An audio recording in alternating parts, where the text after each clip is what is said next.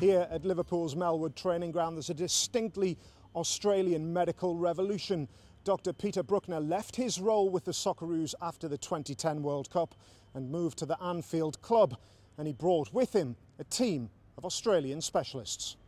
One of the things that I said when I was approached for the job, that I was only going to come if I could bring two colleagues with me, in particular Darren Burgess, who was the head of fitness at the Socceroos, and Phil Coles, who is the head physiotherapist. And the three of us had a great working relationship, which was important to me. But also, you know, they were the two best people I'd come across in my 30 years in sports medicine. And I thought, well, you know, they'd be great for Liverpool. And I think we've really put together an outstanding team. That team will, of course, now work with the World Cup winner. Fernando Torres had a poor finals by his own high standards and has failed to shine for Liverpool so far this season. Making sure the striker is in peak condition is one of the key targets for Bruckner's team. Star men get the star treatment as well. Fernando, no, he doesn't get treated different to anyone else, do you, Fernando? You know, you get treated the same as everyone else, don't you? Yeah, he has to get his own ice out. See, you know, no. Exactly, it's terrible, isn't it? You know, there's no service at all. You know.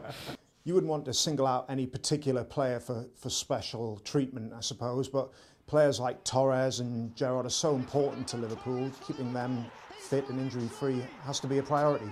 Yeah, look, I think anyone who follows Liverpool would know that the fortunes of the team are very closely related to the fitness of Stephen and Fernando, and so it's terribly important that they're right. But you know, we've certainly looked at each player and looked at drawing up an individual training program for them that will, we believe, enable them to maximise their chances of playing, you know, every game. And that's obviously terribly important. We're doing a lot of work on injury prevention. We're doing a lot of work on correcting deficiencies they may have had as a result of previous injuries and so on. So yeah, that's been a big focus for us to make sure that all the top players are available every week. The information on the availability of those players is largely provided by sports scientist Alan McCall. He uses GPS to track every movement of a player during training sessions. So you've got all the Torres information up now. What can you glean from what you see here on the graph? Well, basically, this tells us exactly what he's done in the session. So you can see here that he's basically, it's a kind of warm-up, consistent pace jog. So here, this tells you, the spikes tell you how fast you've went, and here is the duration of the session. So done a pretty constant exercise to begin with as a warm-up, and then going into some faster interval training. McCall studied for his PhD in Australia and learned his trade at North Queensland Fury, where he worked with former Liverpool legend Robbie Fowler.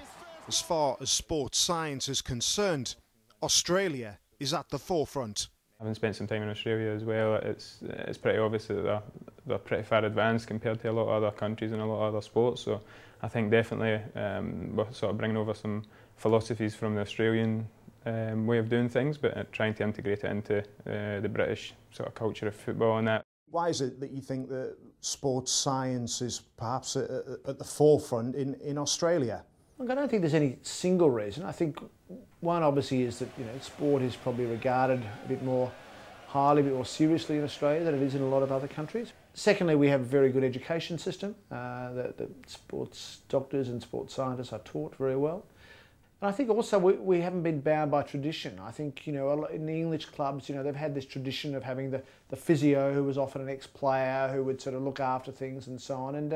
And that's just the way it's been for many, many years. Whereas in Australia, we don't have that sort of long-standing tradition. We were looking at, you know, the clubs as they became more professional. So for a long time, the clubs in Australia were only part-time players in the Aussie rules and NRL. And then they became professional, and then that was an opportunity to really ramp up the sports medicine and sports science. So, you know, it was probably a bit of matter of timing as well. But certainly, you know, I think the Australians do those areas very well.